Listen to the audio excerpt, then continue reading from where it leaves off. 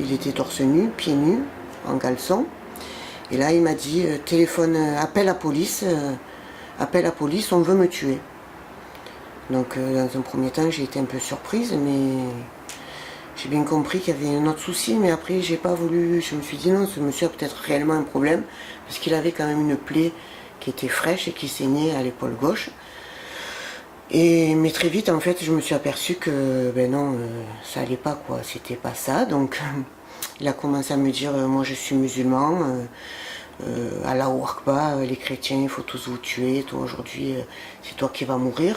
Donc j'ai essayé encore un petit peu d'être dans le dialogue. Très vite, il m'a donné des coups, hein, notamment quand j'ai voulu prendre le téléphone pour appeler la police. Alors il m'a dit, mais qu'est-ce que tu fais avec le téléphone? J'ai dit, ben monsieur, vous m'avez demandé d'appeler la police parce qu'on veut vous tuer. Et là, dans sa tête, ça a vrillé en fait, hein, au moment où... Et là, il m'a étranglé pour me maîtriser en fait. Il a commencé par m'étrangler. Et puis là, il a cherché dans mes pots de stylo, il a un ciseau. Il a récupéré le ciseau et il m'a poignardé 3 fois dans l'abdomen. Quand il vous a blessé, comment vous réagissez? Qu'est-ce qui se passe pour vous? Et lui, qu'est-ce qu'il fait? Alors quand il m'a blessé, on va dire que bizarrement, déjà j'ai rien senti. Hein. Je pense que c'est l'adrénaline. C'est-à-dire que j'ai bien vu, j'ai bien senti qu'il m'avait donné des coups. Mais eh bien là, le fil de ma vie, on va dire, eh bien, il s'est arrêté là, quoi. Je me suis dit, tu vas mourir, c'est fini. Il va s'acharner sur toi. Et voilà, et lui, il essayait de me maîtriser parce que moi j'essayais de m'échapper, de bouger. J'avais pas beaucoup de possibilités en fait. Il m'avait pris mes portables de l'école, mon portable personnel. J'ai pu quand même accéder à l'entrée qui était en face de moi, par où je suis rentrée le matin. Et là j'ai pu crier au secours, on veut me tuer, on veut me tuer. Et c'est là que ma maman m'a entendu en fait. Hein. Et parce qu'elle regardait mes enfants ici le matin. Et elle a déclenché les secours en faisant appeler ma fille qui n'est pas arrivée à les avoir. Donc durant 10 minutes, elle est descendue pour se rendre à l'école. Et sur ce, il y a Colette, donc l'agent qui a été blessé gravement aussi, qui est venu à mon secours parce que sincèrement, aujourd'hui, si Colette n'était pas intervenue, je ne serais pas là pour vous parler. Je pense qu'il m'aurait tué, quoi. Il était déterminé. Il était venu pour faire beaucoup de mal, pour tuer, je dirais, parce que ça a été un acharnement de coups, ça s'est pas arrêté, il nous a massacrés, quoi. Voilà. Il disait quoi après, une fois qu'il vous a blessé, et qu'il continuait à tenir ses propos? Oui. Comment ça se passait? Alors il tenait des propos qui n'étaient pas très... on aurait dit qu'il se parlait à lui-même, c'était un monologue. Alors il avait les bras au ciel et puis il disait « Ah, Allah, le bon Dieu, la prière, je suis musulman, il faut les tuer, les chrétiens, il faut les tuer. » Voilà, il se parlait, mais moi j'étais dans un état, il m'a roué de coups, il m'a cassé le nez.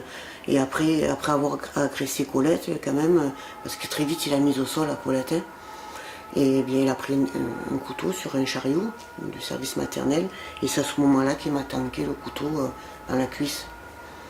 Et à ce moment-là, en fait, malheureusement, j'ai pas eu d'autre choix que comme il a lâché les portables, j'ai récupéré mon portable, je suis partie en courant pour me renfermer dans la salle d'eau, dans les WC, et à ce moment-là, en fait, j'ai pu appeler mon mari, puisque je n'arrivais pas à voir les secours, et c'est après, en sortant, j'entendais crier Colette.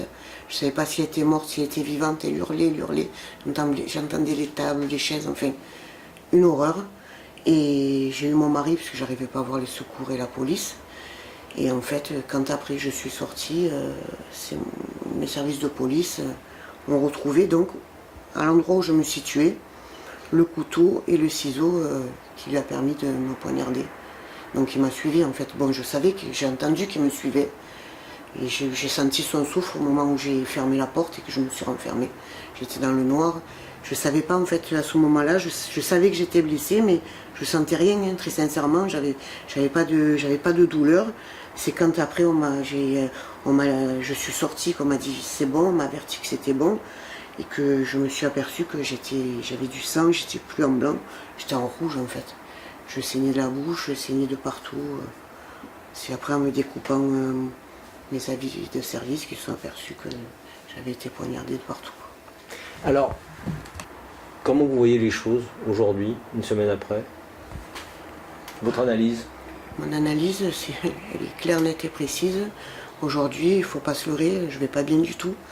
C'est pas parce que je suis chez moi, oui, alors certes, je suis bien entourée. Chez ma famille, chez mon avocat, François-Xavier Vincenzini. Ce sont mes piliers, hein, ils s'occupent de moi, il n'y a pas de souci. Mais personne, à l'heure d'aujourd'hui, pourra être dans ma tête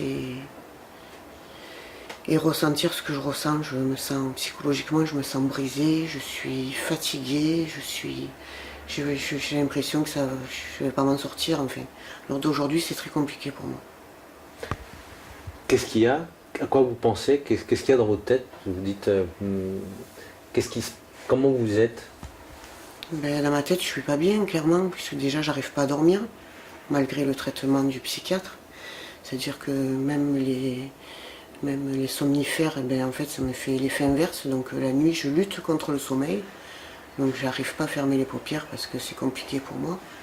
Il y a tout qui défile en boucle, mais même la journée. Hein. Donc après, je tombe d'épuisement, de fatigue dans la journée.